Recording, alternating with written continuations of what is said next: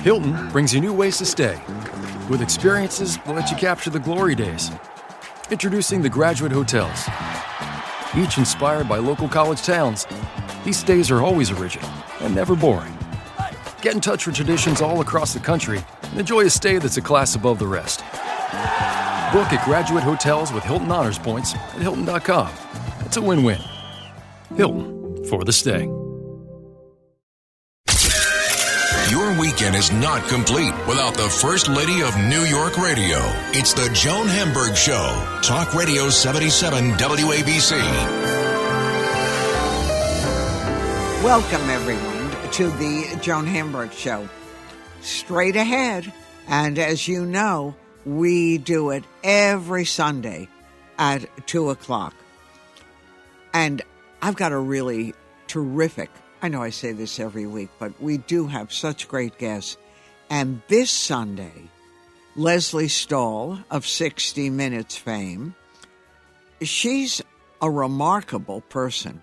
Lesley's coming on, and you're going to find out things maybe you didn't know. You know, people who work with her say, I want to come back in my next life as Lesley Stahl. And she is admired and loved and really interesting. And then the one and only Billy Porter. And Billy has written his memoir. And it is an incredible story of survival. He went through a lot. He had a really tough childhood. But he was born with this gift, this incredible voice, that when his mother took him to church, he was deeply religious, Pentecostal religion, and just a little tiny kid. And suddenly this voice came out of him, startling everyone. Gifted. So we've got two fascinating guests for you. The kind of information like that we're all going through now. Are we doing Thanksgiving? How many people? How do we deal with the unvaccinated relatives? How did we deal with telling people they need to be tested? We're going to do that. So hang on, because straight ahead, the Sunday edition, 2 o'clock, of the Joan Hamburg Show.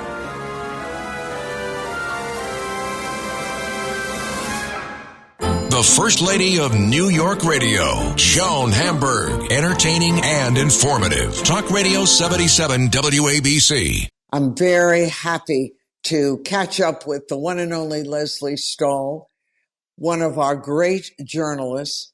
You know Lesley from 60 Minutes, where she's been for over 30 years, White House correspondent. Lesley paid her dues from the time she started out on Face the Nation, was a moderator, all the world leaders. When we talk about people having great careers, I'm telling you, Lesley Stahl comes to mind because no one has it all, as we know.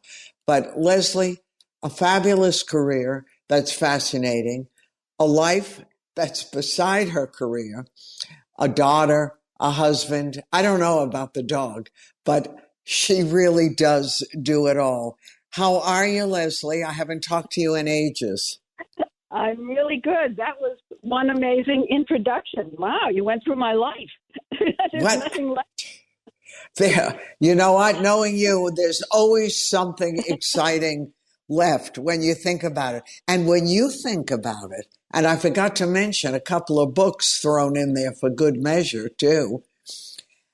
It's like almost hard to believe, right? Because you look up and 60 Minutes, over 30 years, the whole kit and caboodle. Well, you do. You look up and you say, wow, did I live all of that? You're absolutely right. And it's a lot. 30 years at 60 Minutes, about roughly 20 stories a year. Mm. You know, asked me the other day my favorite story. Ridiculous. At 500, I can't even think of my top 10, you know, so it's a lot. It's a lot. Listen, Lesley, I finish an interview. I'll come out of a studio and someone will say, who was that? And I'll go, oh, I barely once a week finish with them. It's like it's over. But it is really incredible when you think about history and what a part really you played in it. I mean, I remember you covering Watergate forever. Right. The value in that, I think, is that I can look back and say, these are not necessarily the worst of times. Because you and we're not going to tell how old we are, but you and I remember the 60s when there were riots in the inner cities and kids who were marching against the Vietnam War were being shot on college campuses. The animosity toward Nixon was similar to the animosity to Trump by half the country. It was the same.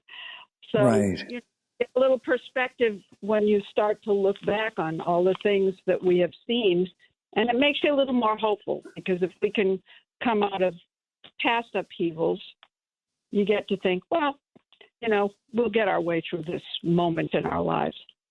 I know there's your op-ed piece for one of the major newspapers, because I do find there's like a collective cloud over so many people trying to be hopeful and trying to see light. But it's been a long almost 2 years with what's gone on in the world with the virus and the whole thing. I'm curious, though.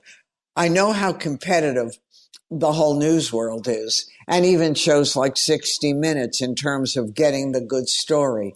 Do you pick the story, or do the producers pick the story and say, this is yours? At 60 Minutes, we pick our own stories, but the boss has to approve it.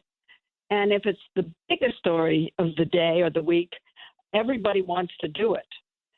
So while we have, proposed stories, the producers do have a lot of power and who does what, and in fact, what gets on the air. It's friendly competition. It's not cutthroat. Even when Mike Wallace was there, because he had that reputation, he would have stopped anybody. And he did steal one of my big stories away from me, but it was never cutthroat. There was always, at least in my mind, I don't know if everybody else would agree, but in my mind, there was civility and affection for each other. But also, everyone likes you. I've talked to people who have written books about 60 Minutes, and a lot of people are like, oh, am I glad I don't work with them? But it was never you. You were always, I want to be Lesley Stahl. I love Lesley Stahl. Because you sort of keep the peace and keep them all going. I don't think that's true, that everybody likes Lesley Stahl by a mile. But I will tell you that when I went to 60 Minutes, my girlfriend Diane Sawyer, who had been there, gave me wonderful advice. She said, don't get into the politics of the place. Just stay away from it. Stay away from the gossip. Stay away from any internal junk that was going on. Put your head down. Do your stories. And, the stories by themselves are so interesting. You've chosen them yourself. You care about them. You're going to meet the most fascinating people in the world. I'm not talking about heads of state at all. I'm talking about the experts we find. I'm talking about the human interest stories. I'm talking about being able to cover every kind of story there is. We investigate, we do human interest, we interview people from all walks of life. And you can have a full, complete, total career life without getting into the politics and the gossip in the office. And I've really, really tried hard to do that. And I think there's a little protective covering that comes from that. Because if you're not in the swirl, you're not pot shots. So, yeah. Right. And I am for that. You've got to have strong insides, too, because even when a Mike Wallace allegedly giving you a story and then decides too good, he's going to keep it himself, you sort of learn to step over it and go on to what's important if you can. That's true. But I will say about Mike, just I mean, he's sui generis. There's nobody who ever lived, who was like Mike Wallace. And you'd get angry at him. And then he had the most incredible way of worming himself into your heart. He was so fun. He had redeeming qualities. And you were always forgiving him. And that was true of everybody in the office. He stole stories from everybody. And you'd get furious for a minute, and then he'd give you an impish smile and kind of say, look, it's a game. Come on, lighten up, kiddo. And you do have to have a sense of humor, really. You do have to be able to laugh at yourself and at the situation. And I say that now, I'm looking back, I'm older, I can really laugh at the situation now. It wasn't always easy. No. The only benefit of growing older, the only benefit, you get a little perspective. Yeah, no, a couple of other benefits too. And a celebration that after over 30 years with this particular show, you're still going strong or still at top of your game. When you were White House correspondent, now no one really knows, it looks like the most glamorous assignments in the world. Pop on the presidential plane, have your ear right to the door. Is it like that, or is it a lot of drudgery? The White House, I loved covering the White House, so let me start there. I got such a rush from the daily deadline pressure. Meeting that deadline is catharsis every day. You get addicted to it. There's an adrenaline thing going on in your body that you literally get addicted to. There's a lot of drudgery, but the pressure every day not to be beaten by Judy Woodruff was at NBC and right. Dom at ABC, and I was at CBS, and we were competing with each other every day. The pressure was intense. So even while you stood around waiting, I mean, it's a job of waiting. You're waiting for the press secretary to tell you something. You're waiting for the person who's in with the president to come out and give you a little interview. It's waiting, but the pressure on you constantly was exhilarating. So, and again, the idea that you would have to be involved in every single kind of topic you can think of, everything. I mean, throwaways, obviously, in the budget, boring, but there was the president's personal life, there was politics, there was all kinds of social issues and cultural issues. Everything came across the president's desk. And one president being so different from the next. So the idea that you were dealing not only with different personalities and different outlooks, but different attitudes toward the press. So we were being from hostility to acceptance to tolerance to more hostility. I don't know. It was. I liked covering that. I guess I liked the intensity of it. Well, and also you were the first woman, as I remember, to have that job. And tell me if I'm wrong. You covered Carter and Reagan and Bush. That's a lot of presidents to cover. Well, and the point is that they were all completely different. Yeah, whipsaw. Not just in their in the issues that they were dealing with, but and in their philosophies, but also in their personalities, and their personalities determined the personality of the whole institution, the White House. So yeah, it was thrilling. And when I got to 60 Minutes, people kept saying, "Well, how are you adjusting?" The honest truth, and I didn't talk about this very much, but it was actually easier, believe it or not. It was easier. The deadline pressure was not daily. We could take more time to think. At the White House, you're on the air every day. There's not a lot of thinking. Today, with the internet, there's no thinking time, zero. We at least, had a couple of hours where we could make phone calls and ask people for advice and get the opposite side of the story. But at 60 Minutes, we have quite a bit of time to make those phone calls and think, look for the opposite perspective. So it was easier and fun in its own way.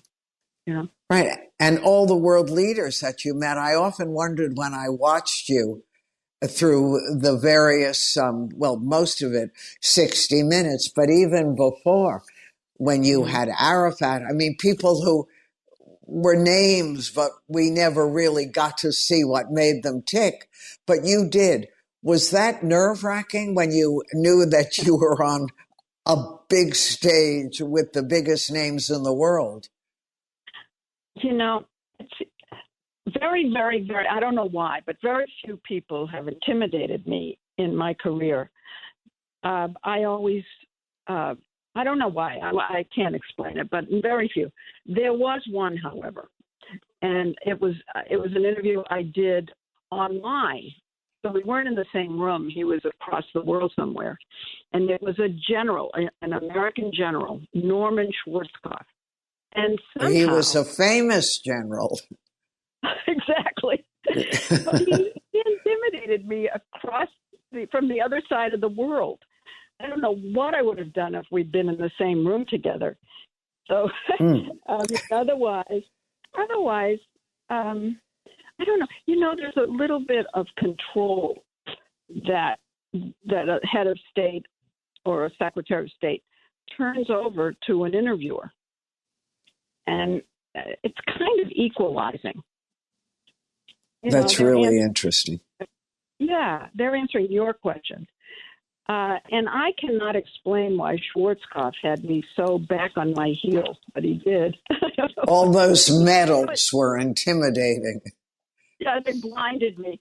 I don't know. I can't explain why I wasn't intimidated by, I'll tell you one other one who did intimidate me, and this was in person.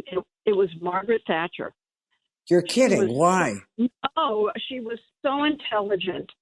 The Brits stand up to questioning in their weekly confrontation in Parliament. And I just think she was well practiced at batting the ball back and intensely. And whatever questions I asked, she came right back at me. Concept, you talk about a tennis match, and she was hitting me in the face every time she tossed the ball up. It wasn't intimidating the way it was with Schwarzkopf, but it was beyond challenging, and she won that match 10-0. That's so funny. Oh my gosh. Did you ever figure out, I mean, it's long gone, but people still talk about that when you had the Donald Trump interview, and it was a perfectly interesting, it was going along, and all of a sudden he gets up and like he's had enough and walked out. Did you ever figure out what motivated him to do that? You weren't really killing him. Right, exactly. No, I don't know. I think you really want to know what I honestly think. Yeah, what? I'll tell you, but I can't get into his head. I don't know if this was why, because you're right. It seemed to come out of nowhere. But I think at some point he realized that he was not coming off well, because when he wasn't telling the truth, I was challenging, as many other interviewers did with him, but it was intensely challenging on my part. He'd say something. He had said it before, so we knew that he might say it again, and I was briefed and ready. So I was always challenging him on what he was saying, and I think by the point that he got up, he just said to himself, I'm not winning this. Right, enough. But he didn't stomp off. I know it may have looked that way. He didn't stomp off. He just said, okay, I think you have enough, and got up, and it was a friendly departure. He said, I'll see you later. We had a date to do a walk together, outside. And he got back to the Oval Office and decided, no, I'm not doing the walk. He decided that he was angry. But none of that was in the room at the time. So, it's all. That was that. That was that. I'm curious now that the world has changed a little bit. Maybe we're more normal. I'm still afraid to believe it. But have your stories changed in terms of what you want to do, what you're looking for, what you think people care about? Not really. You know, what happens, each one of us at 60 Minutes has a team of producers. And there are 4 producers on my team. And each one of them are responsible for coming up with story ideas. I am responsible for coming up with ideas, and we sit around. I try to have a mix each year so that all my stories aren't politics or all my stories aren't, environment. So I try to have a mix. That's always been true. And, of course, it's dependent on what the big stories of the day are. Global warming is a huge story right now. Yeah. I will do a couple of those, which I wouldn't have done a year before. Mm-hmm. But generally, I like to have a medical story. I like to interview one celebrity, not too many. They're hard. They're the hardest things in the world. Why do you think, Lesley, I'm talking to Lesley Stahl, by the way, 60 Minutes. Why do you think celebrities are so hard? Well, because they're used to their own press. There's an entertainment and it's not the same as what we do. So they're expecting to have much more control over the process than we allow. Mm-hmm. We're not allowed to tell them questions in advance. We're not allowed, meaning our standards say we can't do that. We want to see something that they haven't shown the world before that's personal. We want to go home with them. All these things that make it difficult because they push back. They're not used to that. I'm not going to do. Well, this is, you agreed to a 60 Minutes interview. This is part of the process. But it is. Yeah. And the interviews you're trying to get behind the mask, and they're trying to prevent you from that. And a lot of the other interviews we do are on an issue. The person who's agreed to talk wants to talk, has come on, but the subject they've agreed to talk about is the subject at hand. It's not their whole life. So profiles in general, profiles of anybody are very hard. I find those are the hardest, to tell about someone's life. Imagine, you're pressing it into 13 minutes. Extremely hard, yeah. It's complicated. Is your life easier? Your daughter is grown, has her own family now, that pressure, and you travel so much for what you do. So there were a lot of complicated years, but you did it. But do you feel that it's a little easier, looser than it was during those years? Well, I'm going to be candid with you, Joan, because you're my girlfriend. My husband has Parkinson's disease. I know. How is Aaron? He's not doing great because he had COVID. And COVID. So did you. Yeah, but I recovered instantly. And when you have Parkinson's, and his doctor told me about this, it just plays havoc with that kind of neurological disorder. So you would think that things would be easy, but I travel a lot and I don't like to leave him. And so there's a whole new chapter and a whole new array of pressures. So if you travel and it's not like across the world, does he come with you a lot? Well, he used to, but he really can't anymore. And he used to up till till COVID. Yeah. So it's a new chapter. I'm sorry. Yeah. No. Is he writing? No. No. Lesley's husband, a wonderful writer with a lot of major things under his belt. Well, Lesley, including the movie Urban Cowboy, which and is 2 other movies, but Urban Cowboy, you can a classic. Not on television, and a lot of books, about 10 books. he had a brilliant career, but no, he can't write anymore. No, I'm so sorry. And on a good note, the grandbabies, they're great. They're fabulous. If any grandparent who's listening will tell you. And are you a grandmother? Yes, John and Christina with Stella. All right, then you would know that there's the best. But they exactly. How can you describe that love? You can't even express it. So it's and they live too far though. Mine are in LA. I know yours are on the West Coast too. Yes, it's far. It's Thank okay. goodness for FaceTime. Thank goodness for airplanes. Right. And we talk a lot, and we look at each other a lot.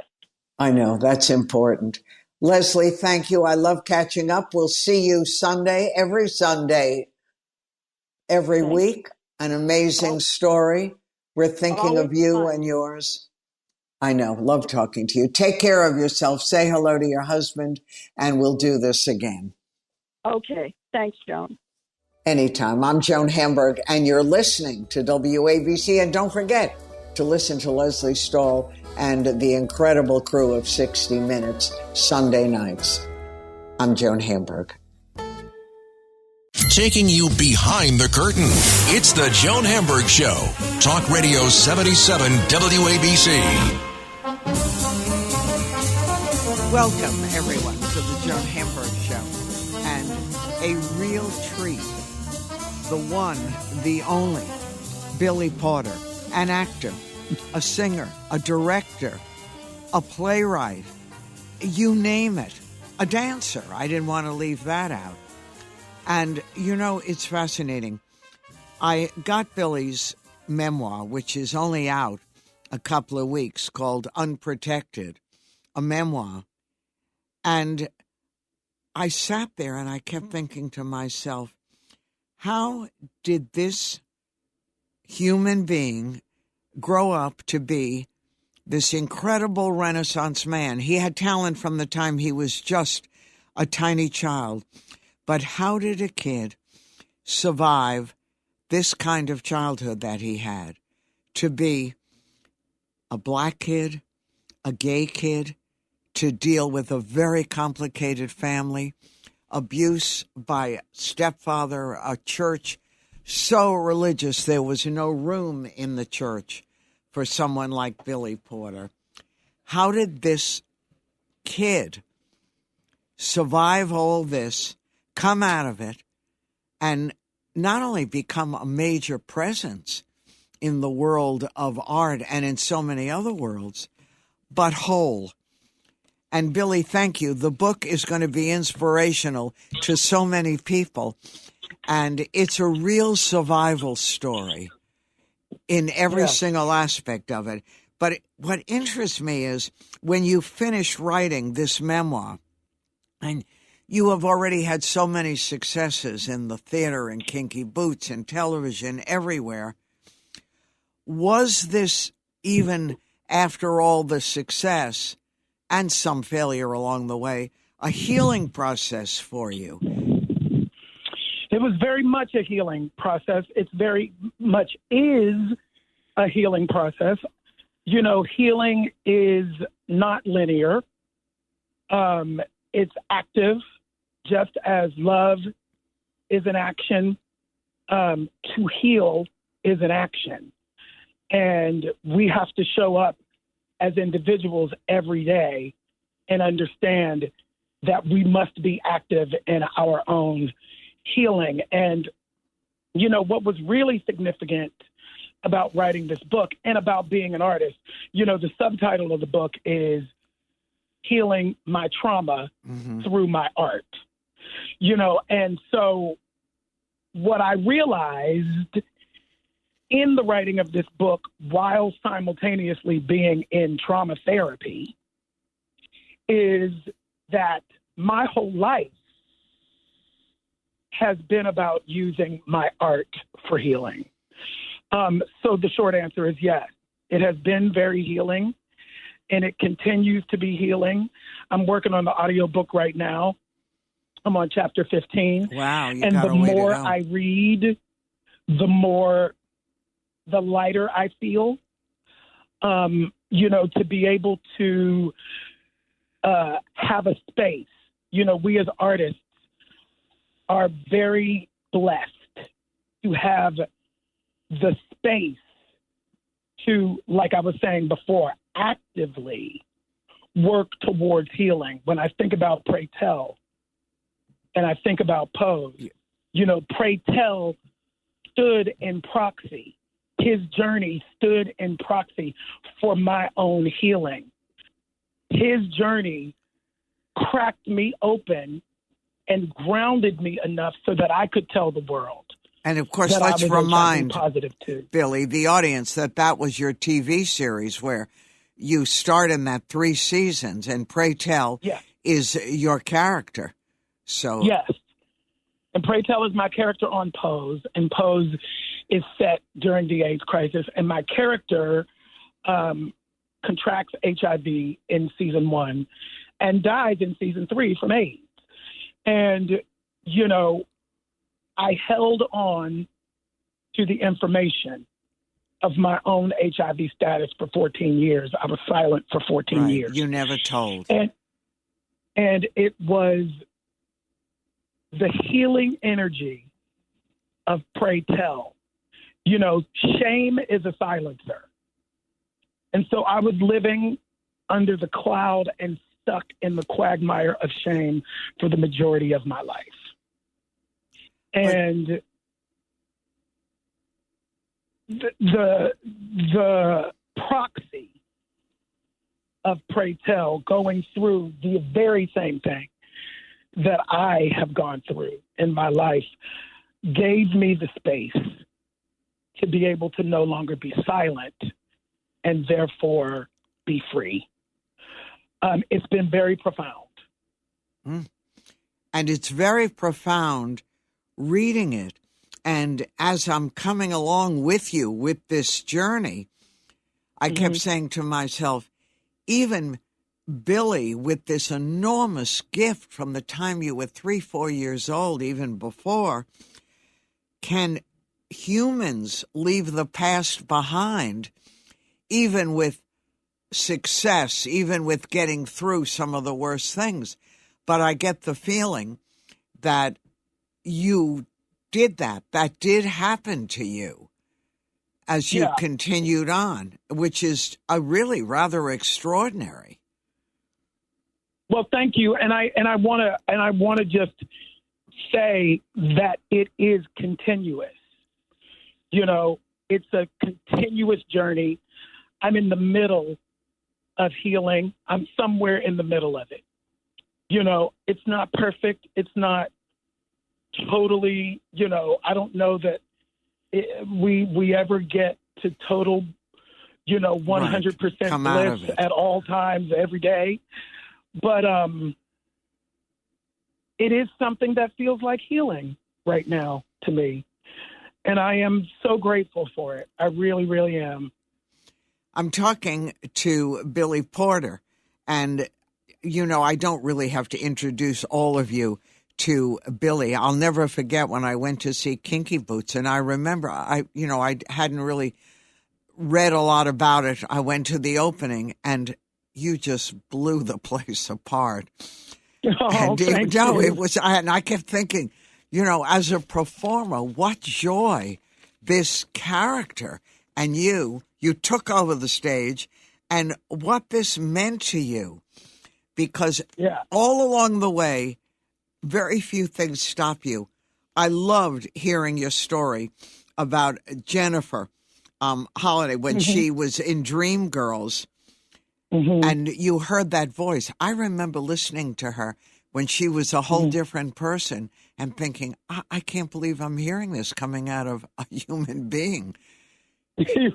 Right? Yeah, absolutely. And you described you were in your kitchen, and this was on a little television in there. Yeah. And it was. And then tell the audience, when you read that there was going to be an audition and you had to go to Chicago, you were a kid in high school, but so affected by this. I was 16 years old. I got bit by the bug of musical theater when I was 11. I was in the ghettos of Pittsburgh. There was nobody around me in my immediate family or my community who understood anything about show business and never about theater. And my pursuit started at 11. And so by the time, there were many angels in my life, who entered my life, and I talk about this in the book, just at the right time to push me in the right direction to the next space that I should be at. And so, when I was in high school, I went to a creative and performing arts high school in Pittsburgh. My drama teacher saw me. She really saw me. She saw my passion. She saw my energy. She really understood my talent. She understood that I could do it for real. And she introduced me to the trade paper. She said, I think you might enjoy this. It's called Backstage Magazine, and it's where all the auditions are. And, I just thought you'd like it. And so she gave me a copy of Backstage, and I went home and I went through and I read all the auditions and I circled them. And then in the back, you could subscribe. So I got a subscription to Backstage Magazine when I was 14, 15 years old. So I was getting every Wednesday the trade paper from New York City where all the auditions were there. And I would circle the auditions that I would go to if I lived in New York and I could.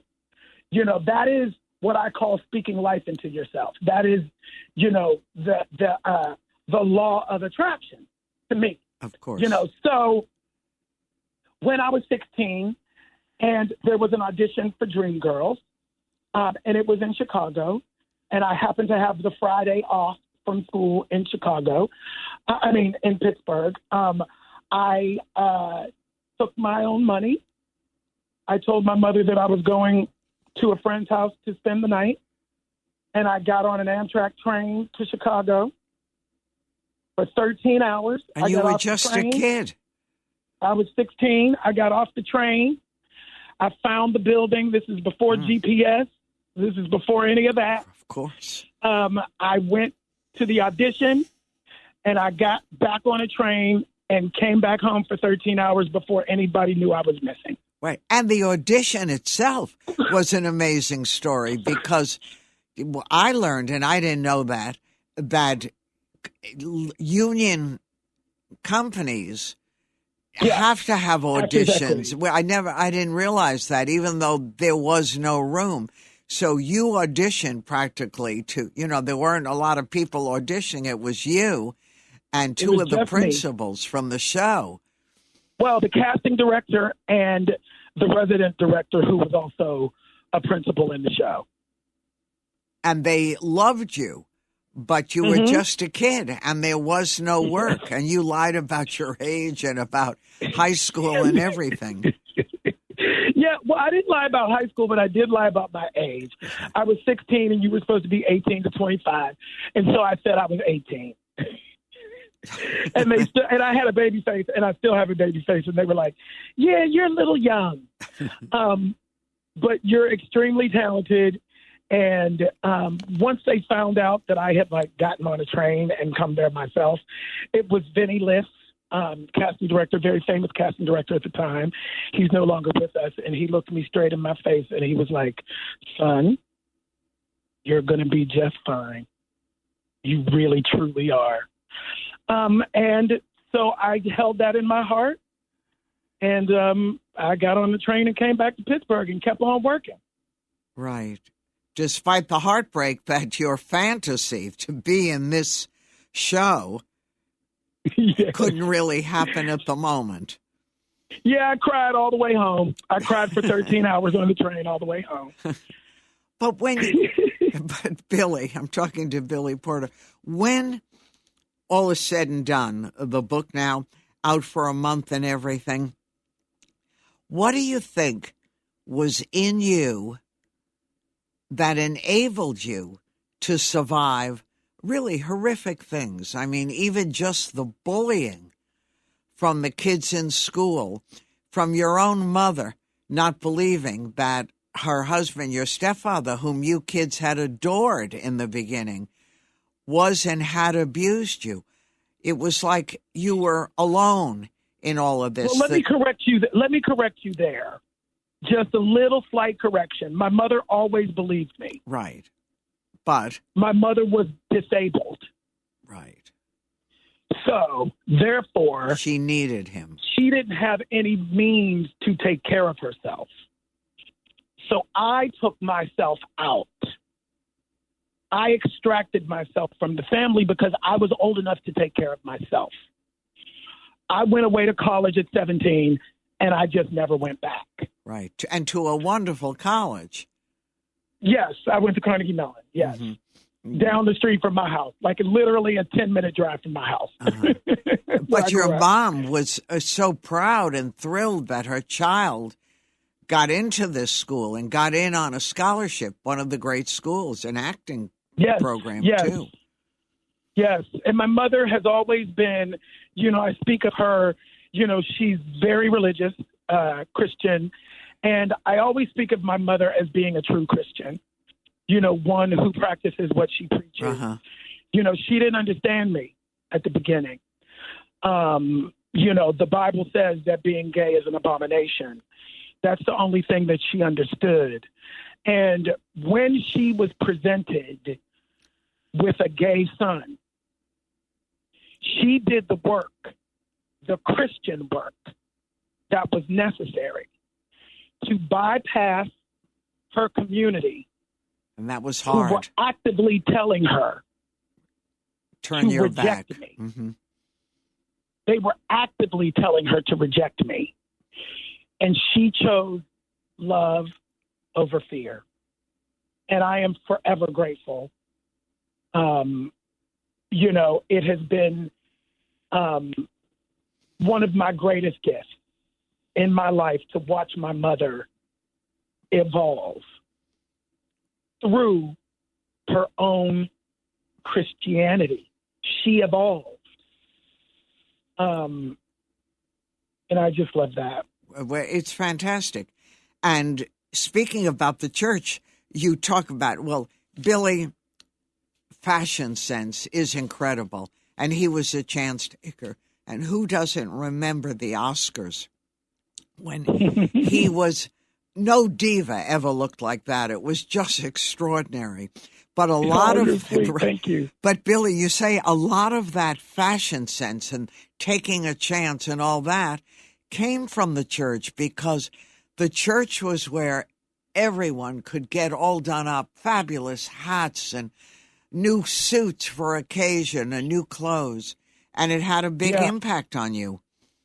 Yeah. Well, I'm first generation post-civil rights movement.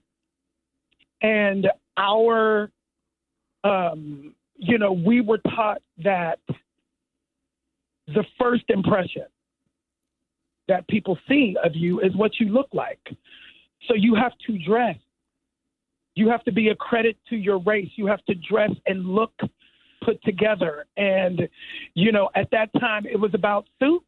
My favorite time of year was Easter and Christmas, because I got an Easter suit and a Christmas suit for church every year, and it was my favorite time. And, going to church was fun early on for various reasons, for the music and for the fashion. Everybody knows now, around the world, that the Black church is a fashion show. Right. Always has been, because it's a space that we came together as a community in our Sunday best to worship.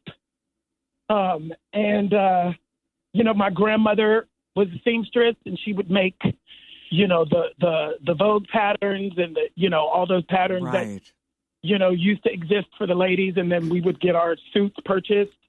And so it instilled in me, and my Aunt Dorothy, my great Aunt Dorothy, used to say, dress for the job you want, not the one you have. Good advice. That has always stuck with me, all the way through to Kinky Boots. When, I was in, I had always planned in Kinky Boots to, for press, to have a look. And my look was geek chic, bow ties and pocket squares and colors. And, I had planned it. And I hadn't been on Broadway for 13 years before Kinky Boots. And so the last time I had been on Broadway was pre-social media. So we were out of town. We were in Chicago. We were in previews. We had been rehearsing all day. We did our first preview. I came out looking like a vagabond, like we as theater people did prior to social media. And a bunch of people took pictures. I signed a couple of autographs. I woke up the next morning, and every single photo was online of me looking like a vagabond. And I said, oh, my God, I'm going to have to dress up every day. And I proceeded for 3 years to dress up every day, to go to the show, to represent the show, to come out afterwards and represent the show, represent myself, dressing for the job that I want, not the one that I had. And look at what has happened since. It's fantastic. And as you point out, success is the best revenge. Yes, So it's really, it is. I love that. But tell me now, the book is out, a great success. You've done incredibly well. What's on the Billy Porter list now? Directing, writing, back on Broadway?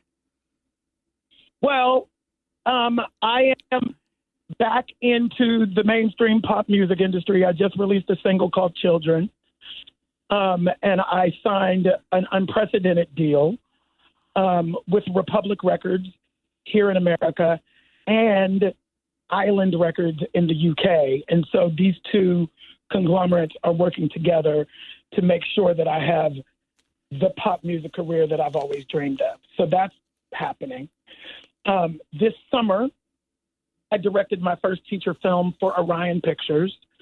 It's called What If? Well, it was called What If. Unfortunately, Marvel has a television show now called What If, right. So we have to change our title. So the working, changing title is Anything's Possible. It's a coming-of-age rom-com in the spirit of the old John Hughes movies, populated with what the world looks like today. And by that, I mean our heroine is a Black trans girl. And it's about trans joy. It's about the normalizing of the othered. And I am so grateful to have been given the opportunity to be able to helm telling a different story about this community. So that is happening. That's I have a two lot. other films that's on Orion Pictures. I have two other films that I'm attached to. I'm starting my company. I sold a television show that I have created and written to Peacock. Billy, you got to leave a little time to sleep. That sounds. And that is what is happening right now. Trying to figure out, okay, now that mogul energy is happening, which is what I wanted, how do I now carve out the time and the space to also be a human being? Well, that's the next layer. To be truthfully honest, COVID and the shutdown and the slowing down and the world stopping, really changed me and has taught me the importance of self-care and balance and boundaries. So, I am here and I'm present and I'm mindful and I'm available and, the sky is the limit. There are no limits. And I'm just trying to move through life with that. Well, we have faith in you. Billy Porter. You can pick up his book, Unprotected, a memoir, Thank you, Billy. Thank you. Continued Thank you, Joan. success. I'm Joan Hamburg, and you're listening to WABC.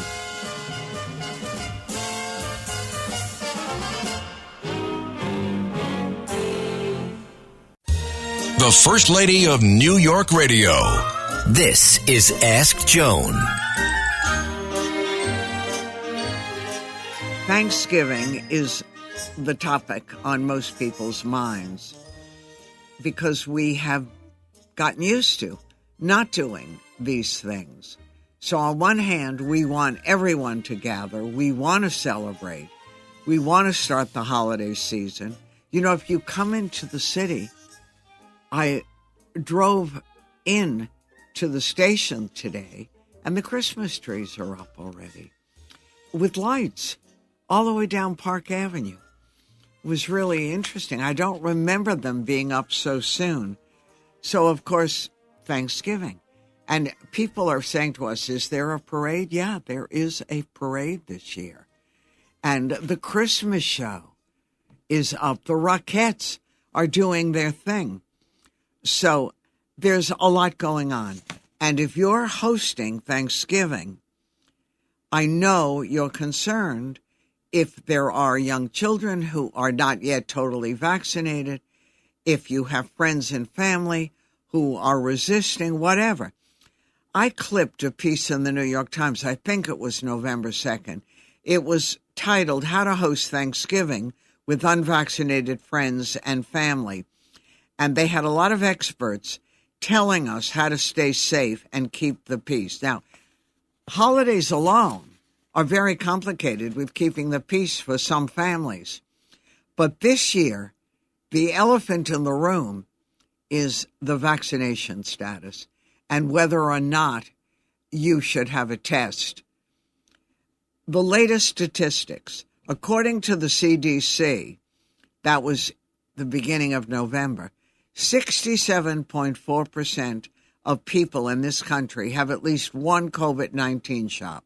58.4% of our population is fully vaccinated, and that includes those not yet eligible for the vaccine. More than 80% of grown-ups 18 plus have at least one dose, and 70% of grown-ups in this country are fully vaccinated. So what it means is there's good news and there's not good news. We still have a large group that is not vaccinated. And I'm going to explain to you how you can start this conversation with family and friends. But go to Let Me Tell You, our podcast, and I'm going to give you the rules and how we're doing it this year. And meanwhile, we're coming up to 3 o'clock, so you're going to enjoy the rest of the Sunday on WABC and wherever you are. We'll meet again next Sunday at 2 o'clock, but have a great day. Thank you so much for listening. I'm Joan Hamburg.